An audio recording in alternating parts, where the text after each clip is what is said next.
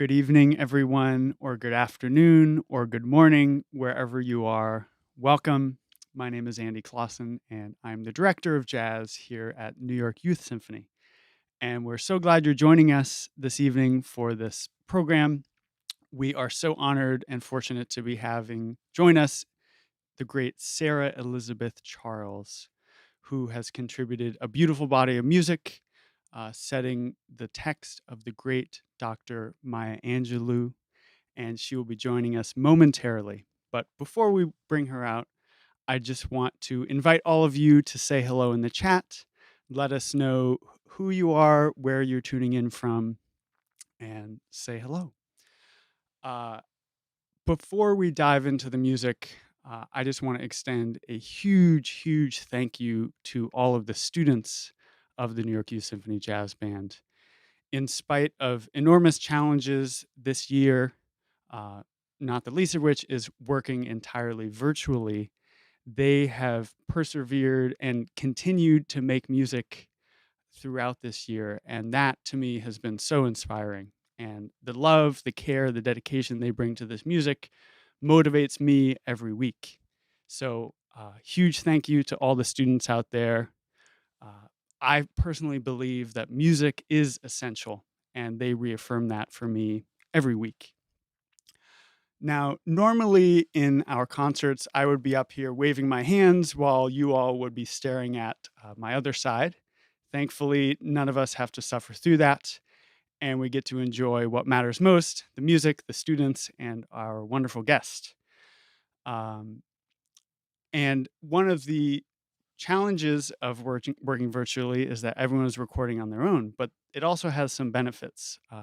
One of which is that we have been able to welcome students into the band this year from all across the country. So we have had students submitting recordings from Florida, from California, from Tennessee, from Pennsylvania, from Connecticut, from here in New York, and as far away as Staten Island. So we have broadened our reach as a band, and that to me is really beautiful and exciting. Um, one of the things we do every week in our meetings is I invite the students to share the best part of their week. And so students out there, feel free to drop your best part of the week in the chat, and anyone else listening, feel free to do the same. We would love to hear it. Sarah will be answering some questions at the end of our program. So if at any point during the concert you have any questions, please drop it in the chat. I will be keeping track, and I will be able to ask those to Sarah at the end. And without further ado, I would love to welcome Sarah onto the screen here to introduce this evening's program. Welcome, Sarah. Hello. Hi. How's it going? It's so good to be here. We're so lucky to have you. How are you today? I'm lucky. I'm lucky to be here. I'm really good. Um, Andy and I actually just were on screen now, but we got to see each other in person yesterday at an outdoor concert in Fort Greene Park, and that felt so nice and felt like such a great lead-in into today. I really wish I wanted to say a special thank you as well to all the students, and really wish that we were able to do this concert at Dizzy's in person. I'd much rather be there today, but I'm so happy that we've been able to do this remotely, and that Andy, through your amazing leadership, we were able to make this happen. And also wanted to say a huge thank you to you, because all of the arrangements, it's not you're not credited very often. You're credited as the director of this ensemble, but all of the arrangements that you're going to hear tonight of this music were written by Andy. So I just wanted to make sure that you got credit for that, because they're phenomenal, and it's really humbling for me to hear what you've done with these pieces. So thank you so much for that. Thank you, Sarah. That means a lot. Yeah. It was easy when the source material was so brilliant to begin with. So, can you tell us a little bit about this project at large, this body of music, how it began, and a little bit about what we're going to be hearing this evening? Absolutely, yeah. So this material is, it's kind of been about a 4-year journey for me writing this material. I discovered, well, I say 4-year journey. It's been a 4-year journey of writing the music, and about a 15 to 20-year journey of discovering Dr. Maya Angelou and her work, and falling in love with it, and being challenged by it. For those of you who don't know much about Maya Angelou, she was an American poet, author, memoirist, civil rights activist, vocalist, and actress, which she's often not credited for. She wrote and published 7 autobiographies, and I read my very first one, called "I Know Why the Caged Bird Sings," when I was about 13 years old. And I remember discovering that text, and for the first time reading something in school that I could identify with. Her autobiographies and her work, also her poetry, which I'll get to in a second, which is what these pieces are set to, speak to the American experience in a way that I hadn't encountered before, speak to the Black American experience in a way that I hadn't encountered before at age 13, and also speak to the Black female experience in a way that I hadn't encountered before at age 13, and that in some ways that I haven't encountered since. The way that she represents identity and the nuances and complexities of identity that exist within the context of this country, and that exist within the context of Black American culture, is unprecedented, and is so celebrated today, which is beautiful, and I'm grateful for it, and I'm humbled by the opportunity to be able to set just some of her words to music. So she was also a poet in addition, and I discovered her poetry a bit later in life. And the particular book that I was hip to her poetry through is called "Just Give Me a Cool Drink of Water 'Fore I Die." And many of the poems were written through the 60s and 70s. A lot of the poems that I wrote music to, 11 poems. We'll be listening to 3 of them today. The titles are a bit different, but the 3 poems are called "They Went Home," "For Us Who Dare Not Dare," and "America." The song titles are "Home," "My Africa," and "Discover This Country."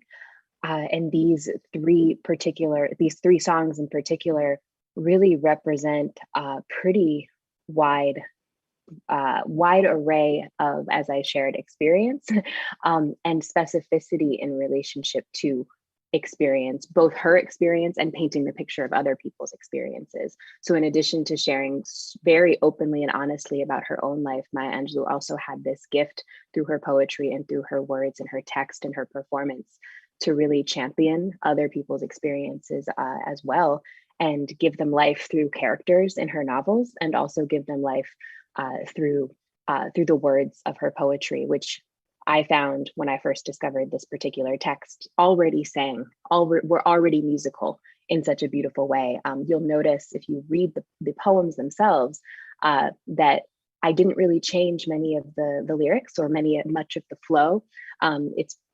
The song lyrics pretty much exist exactly how the poetry reads, for the most part. And that's because the way that she wrote, again, was already so lyrical and so musical.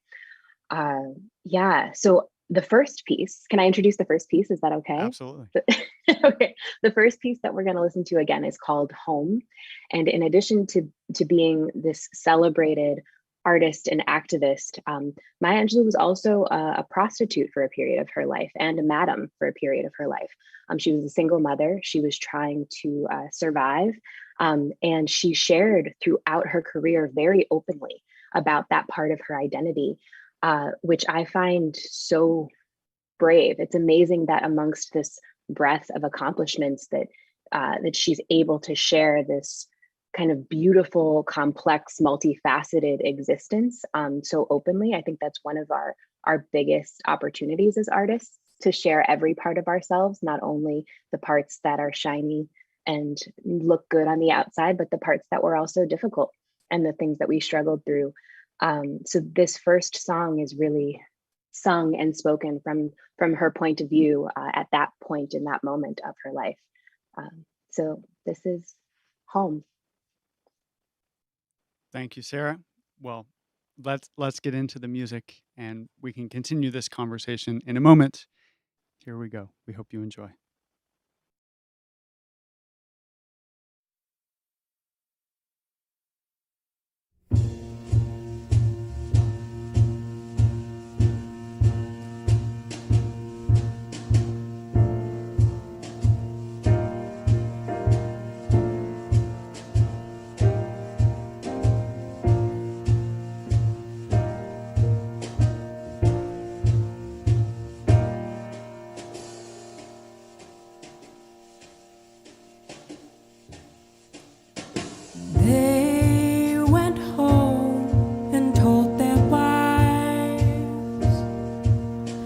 that never once in all their lives had they known a girl like me.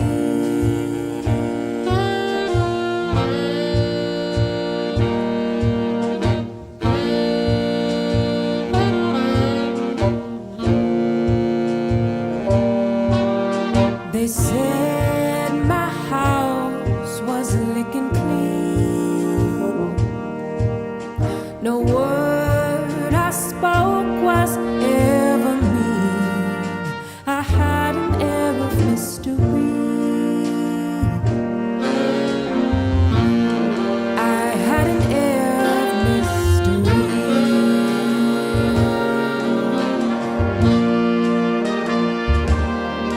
But they went home.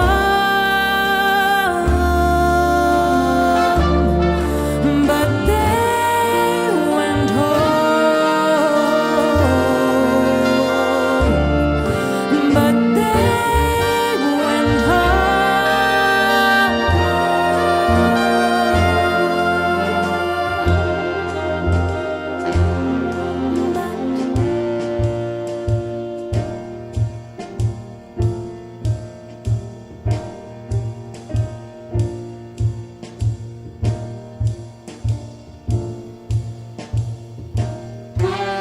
My praises were on all men's lips. They liked my smile, my wit, my hips. They'd spend one night or two or three. They'd spend one night or two or three.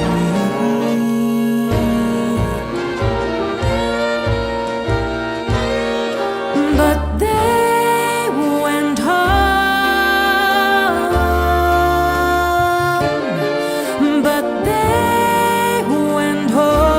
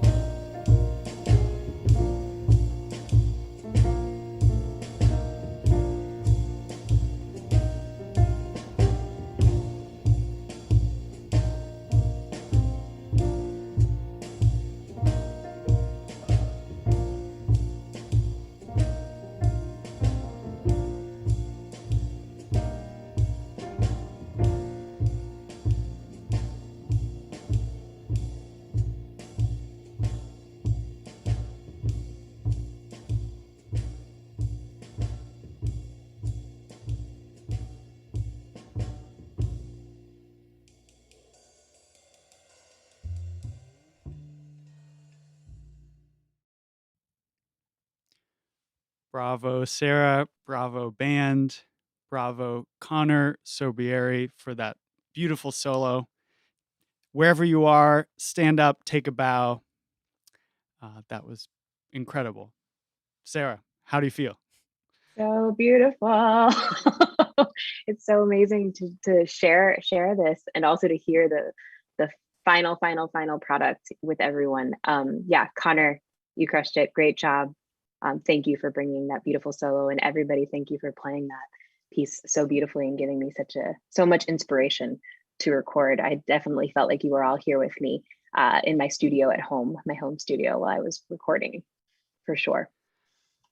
I think something you said earlier really resonates, which is that the music's or the text sung, and the text has a rhythm to it that made it perhaps easier to set to music than other text you can work with. And I've felt from the very beginning that the music you have written to this text feels inevitable in the best possible sense. Like, I can't imagine it any other way. And I'm curious, we can talk a little bit more about this later, but did it feel that way to you when you were finding these melodies, finding these harmonies in the compositional process? Absolutely. Yeah, I appreciate you sharing that. And I think that The Home was actually one of the very first songs that I wrote.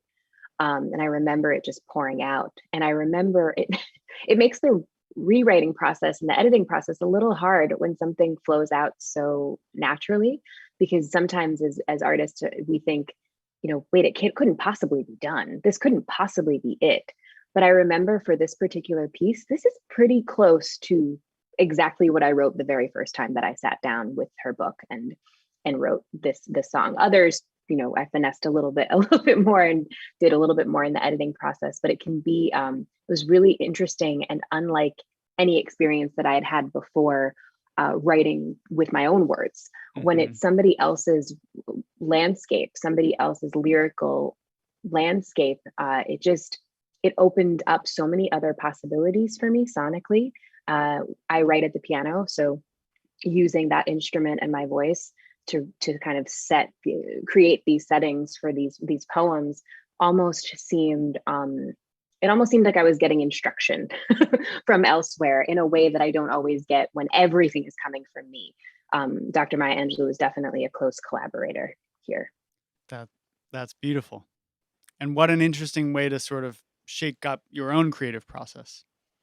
Yeah, it's a good challenge to take something else that someone else has created, whether it's someone who you're actively creating with or collaborating with, or someone who has passed on, or someone else's work that you're interpreting or setting to music, or just using for inspiration. Mm-hmm. It can be a really great way, I think, as musicians and songwriters to get out of our own way. Beautiful.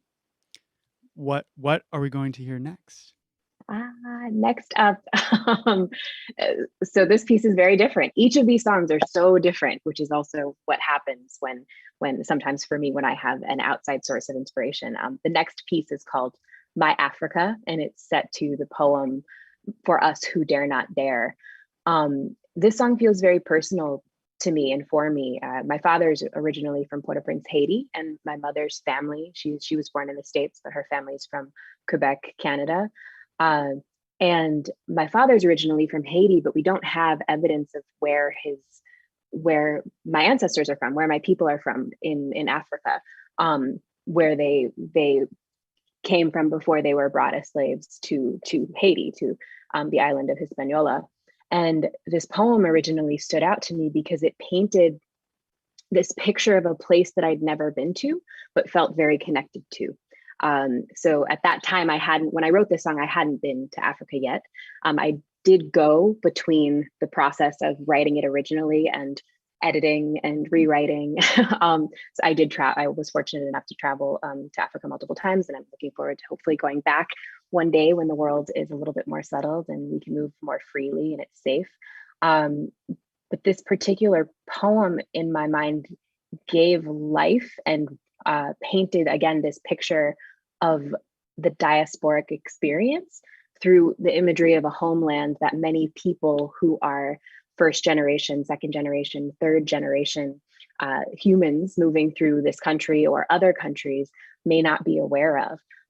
It almost felt like we were sort of traveling, or as I read it, that I was traveling along, and Dr. Angelou was kind of painting these pictures for me through the stanzas of this particular poem, through the lines of this particular poem.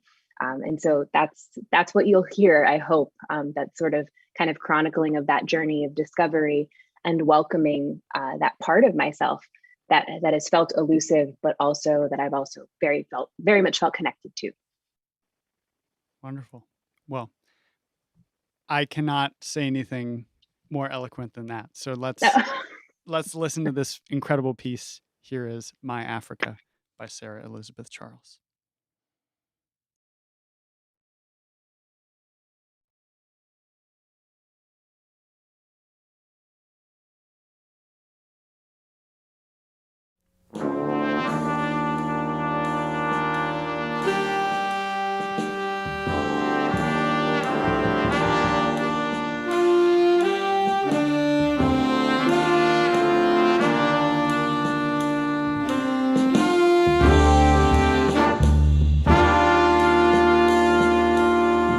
Be me a pharaoh, build me high pyramids of stone in question. See me the Nile at twilight,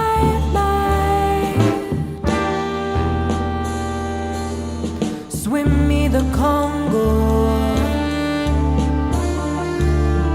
hear me the tales of alligators,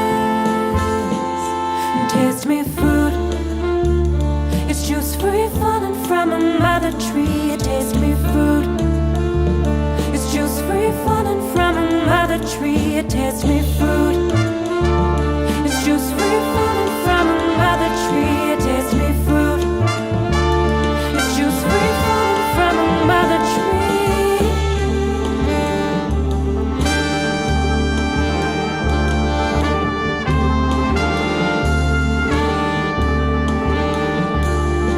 Swing me vines beyond that baobab tree.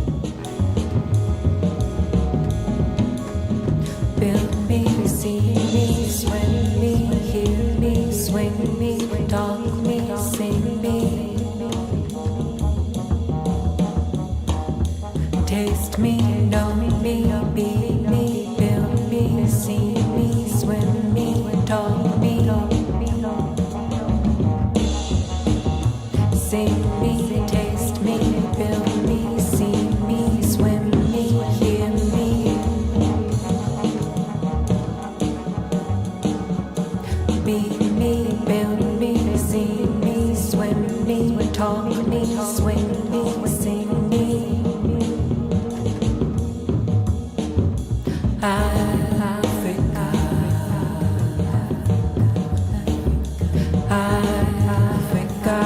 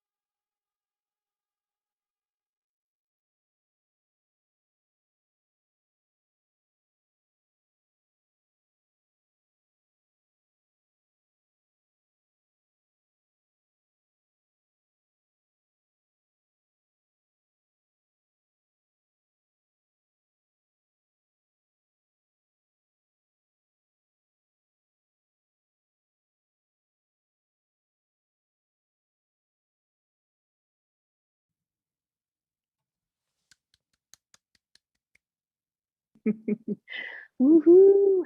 Bravo, everyone. I want to give a shout out to Meg on the drums on that one. That is a particularly challenging piece. It switches back between all these very specific but contrasting rhythms. And to do that virtually is no small feat. So bravo, Meg. Yeah, I was gonna say too that Meg and the rhythm section generally on that one, bravo. Everyone sounds beautiful. But I distinctly remember recording this one and kind of feeling like, okay, I've got to get into your pocket. You set such a beautiful, flexible, fluid, rhythmic pocket for that one. And it just felt like I was like, okay, this is really cool. And I want to make sure I get in, in this. So you changed my phrasing. The way that I normally phrase that it felt like I needed to in the best way, I was like, okay, this is really hip and I need to get into this. So I think I listened to this one like 20 times before I sang a note.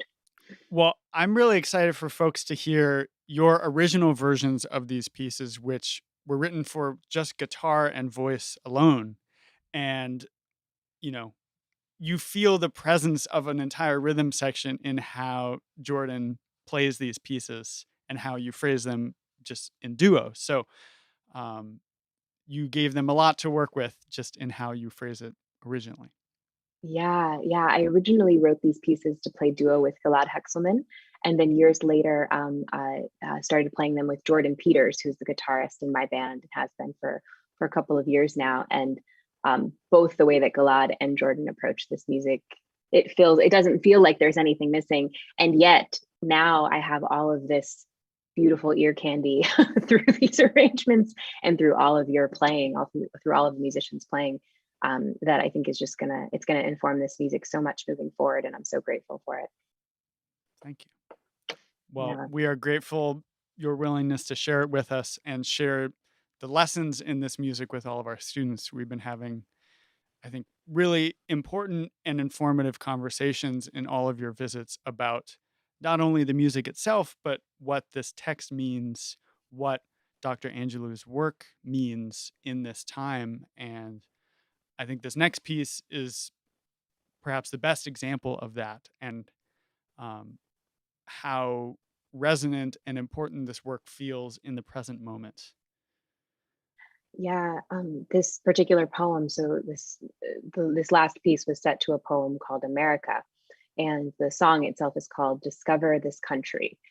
And I always close sets with this one. There's really no other song that I feel or poem that I feel can follow this particular piece. And it's amazing to me how, as you just said, Andy, how relevant it is today, how relevant it has been since Maya Angelou wrote it. I don't know the exact year, actually. I've tried to find it, but it's sometime, I think, in the late 60s that she wrote this particular poem. And it's it just surprises me each time I read it how relevant it is. It makes me a little bit sad how relevant it still is.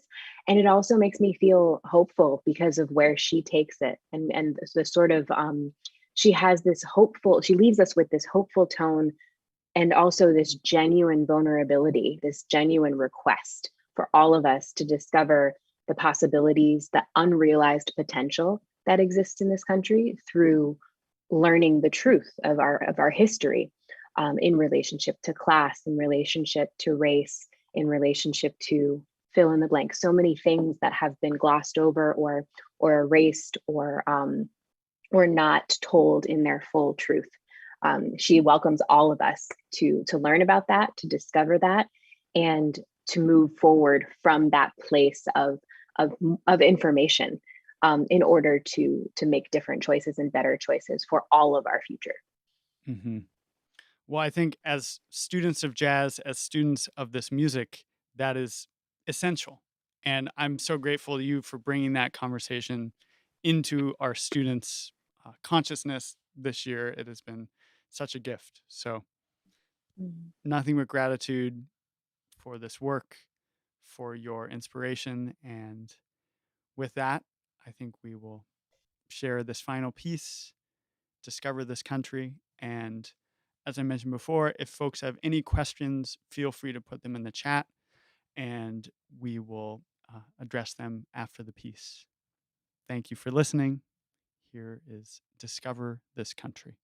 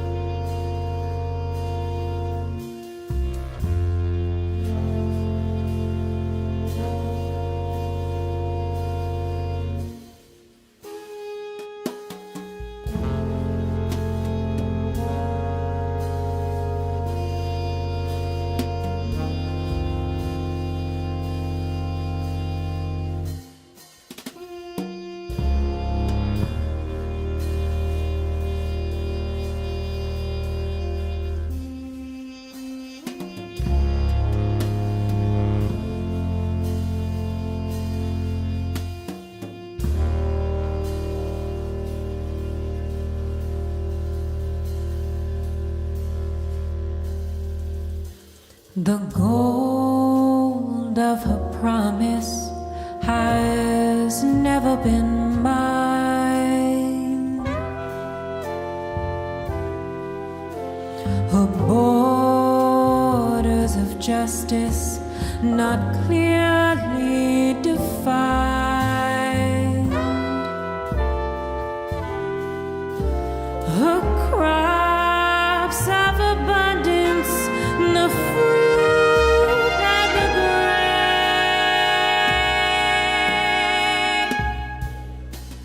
America,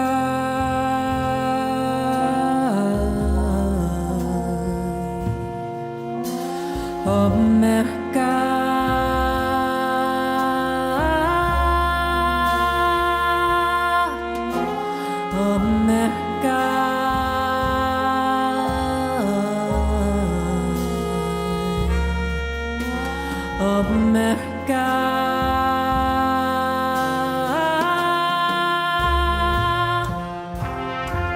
have not fed the hungry nor eased that deep pain. Her proud declarations are leaves on the wind.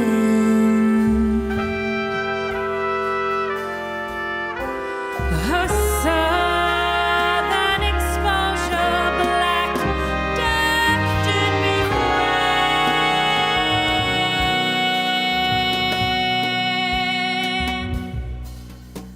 America,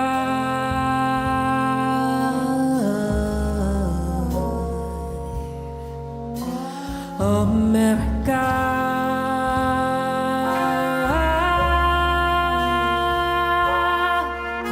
America,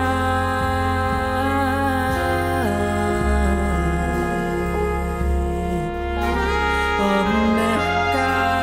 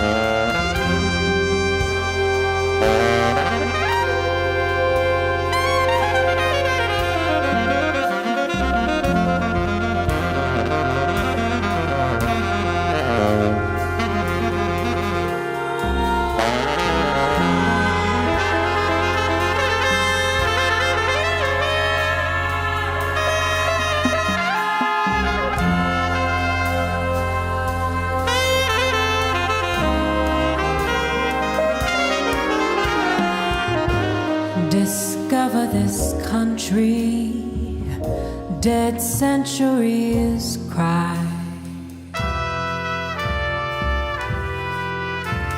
Erect noble tablets when none can decry. She kills her bright future and rapes for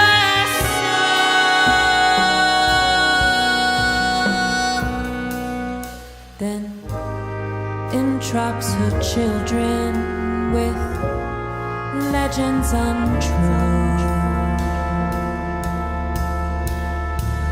And I beg you,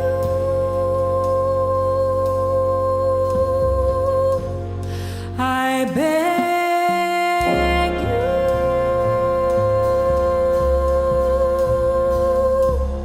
I beg you,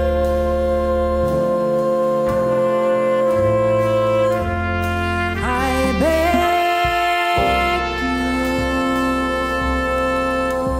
discover this, and I beg you,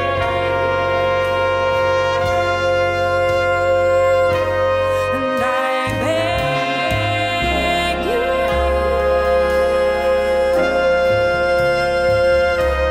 and I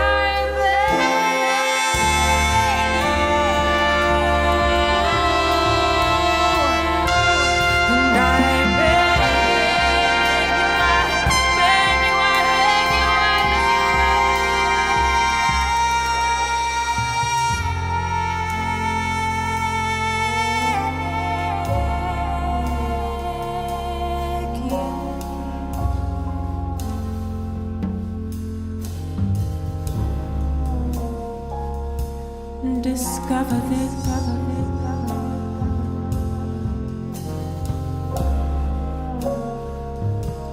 Discover this.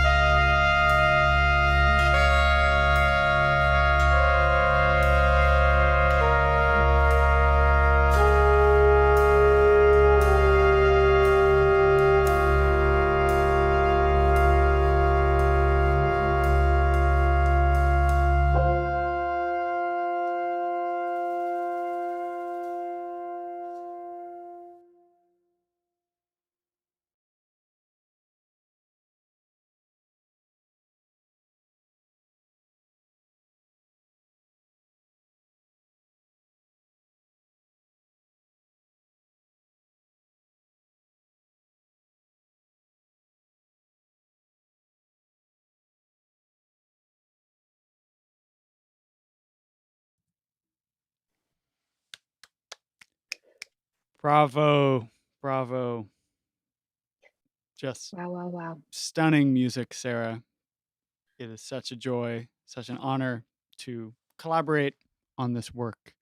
And I know everyone out there is giving you a huge round of applause. So thank you. Yeah, I want to bravo all of us. I very much feel we're a band now, y'all. We're a band. We can go on the road when we can go on the road again. Yeah, so beautiful. It's been such an honor working with all of you. And just like I wanted to give kudos to the rhythm section, I want to give kudos to everybody on everything. But on the last song, I want to give kudos to the horns on that piece. The way that you all emoted your parts, the emotion that came through, and the phrasing, and there were certain moments when I almost heard a voice in your playing. I was going to say my voice, but anybody's voice, just the affect that you brought and the colors that you brought to your parts on that particular piece are so beautiful. And David, that solo was stunning. Thank you for taking on, thank you to you and Connor both for taking on the characters that we talked about in the sessions. I definitely felt that from both of you. So bravo, David. Likewise. To the entire band, thank you all so much for your dedication and hard work.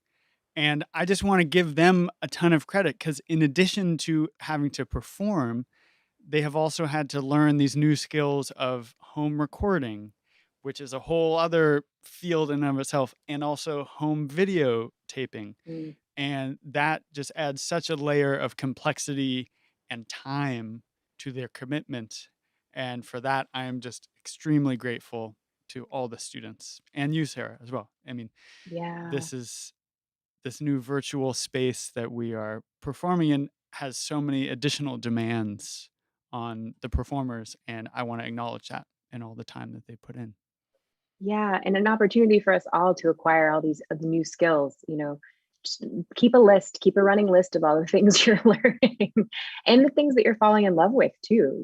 I've realized that this home recording thing is much more accessible and much more possible than I ever thought, and I was always nervous to do it. And out of necessity, we've all been doing it this year, and it's such an asset and saves so much money and so much time.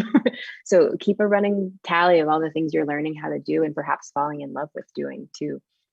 It'll create, I think, new existences for our creative spaces all around. So that's exciting to me. Absolutely.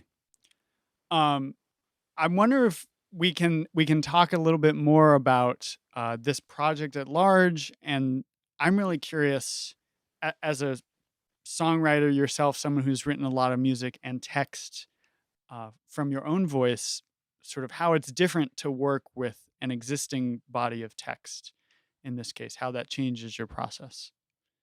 Yeah, that's a really great question and a really hard one to answer. It almost seems like there's an X factor in it. So I encourage it for all the songwriters out there to work in collaboration with other people, other artists, other artistic mediums. For me, what it allowed for was other parts of my voice to kind of come out. So that first song that you heard, "Home," is kind of like, when Jordan and I play it, it took on a different form with the full band, but oftentimes it sounds like a country, a country song. Totally. Which is unlike anything I've ever written before. For Us Who Dare Not Dare, My Africa, the second song, is a little bit more in my wheelhouse. That's a little bit more of my band is called Scope. So it's sort of the Scope space in terms of slightly more experimental, repetitive, electronic, sounds, and just the sort of that sort of direction feels very familiar to me. Discover This Country, though, again, sort of it was one of the very first songs that I think I wrote that kind of launched me on this journey of writing and not being afraid about what genre it was a part of, what genre it needed to be a part of. I remember originally writing this song and feeling like, ooh, this isn't jazzy enough, or this isn't something enough. And then I realized this was another one that kind of came out the way it came out very close to the final form that it ended up taking. And not fighting against that and allowing it to be what it was meant to be, as opposed to feeling like I needed to fit it into a particular box harmonically or melodically or rhythmically, etc. Was a really freeing process for me. There are some other songs that sound like Irish folk songs that I ended up writing to this poetry. So it really just kind of allowed me as a writer to let the poem tell me what it needed, and to try to not judge myself as harshly as a songwriter, and let whatever, as I said to the students a couple weeks ago, let whatever came up come out, and kind of cycle through in order to get to that final finished product, whatever that, whatever that turned out to be. This is ever changing, and hopefully this work will continue to be ever changing. So there's no real final product, but Hmm. the solidified forms of each song just feel so like they come from a place that of freedom, that I really appreciate. And there's so many different parts of me and my experience as a human moving through this body of work, that I'm really grateful for. Hmm. Well, it sounds like there's a tremendous amount there that will inform your work going forward in your own practice beyond this project. So Yeah, that it already has. that is beautiful. Yeah, for One sure. one of the hardest and most painful aspects of this for me was uh, having to choose what songs to do, and therefore choose what songs we had to eliminate, um, especially in this virtual space. It was very hard to sort of hone in on what was possible, what was not possible, and I know I can say that there is absolute brilliance in all of these, I believe, 11 works that you've created, and I'm so excited for folks to hear the full song cycle. Mm. Um, I'm curious to ask you, Andy, was there how did you end up selecting the songs that you selected out of the 11? well, one thing we started this conversation back in, was it May or June of last year? So it's been a Yep. very long process, and our original intention was to be in person.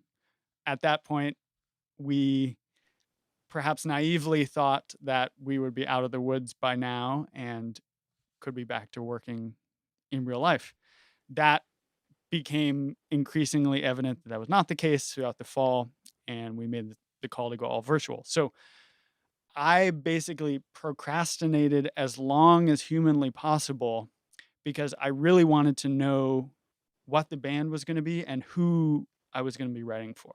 Um, Mm, I have always, as a composer and arranger, really tried to write for the people. So it was sort of essential for me to know who is the band, what are their strengths, what are the personalities of all the players, and how can we create arrangements to support these songs utilizing what we have. So for me, it was very much about getting to know the band. And we actually spent the first couple months working as a band, just playing classic big band repertoire and recording remotely a new song every week, stitching it together, trying to get a band sound in the way that we normally would in person. And that definitely informed sort of honing in on what songs I thought could work in this space.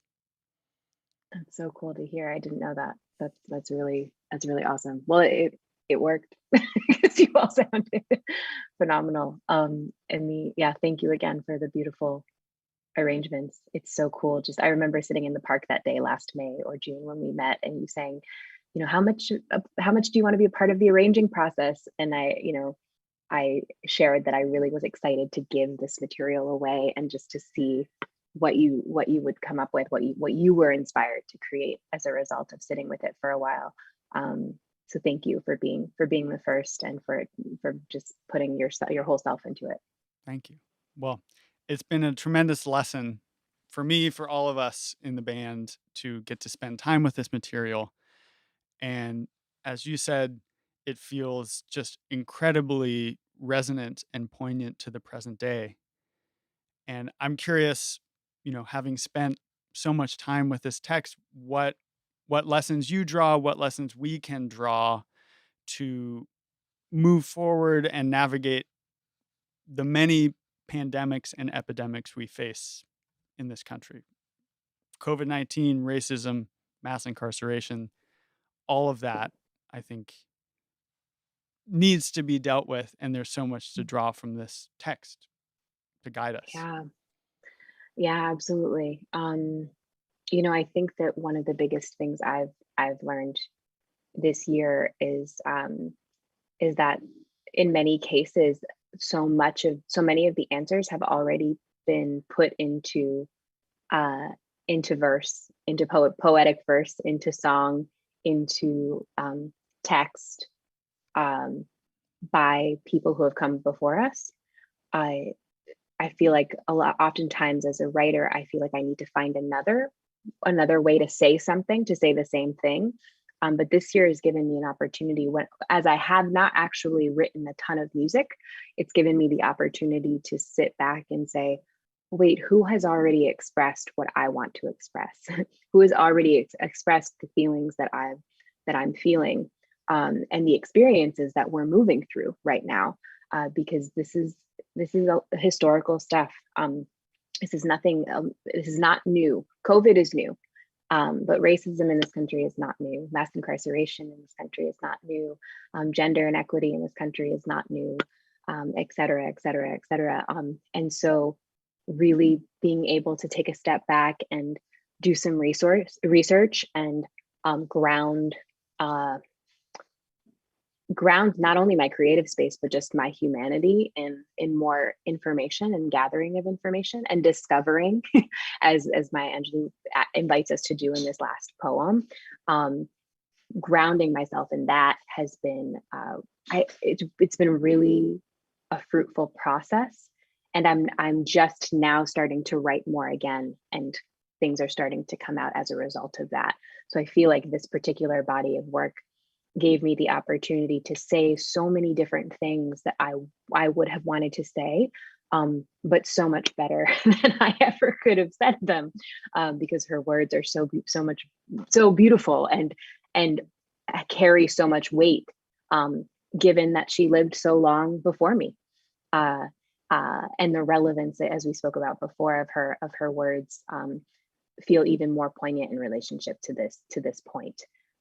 So I encourage people who are writing now to try that out. There's a lot that we have to say right now, but there's also a lot that's already been said that maybe we haven't heard, which is why we're finding ourselves in the positions that we're finding ourselves in now.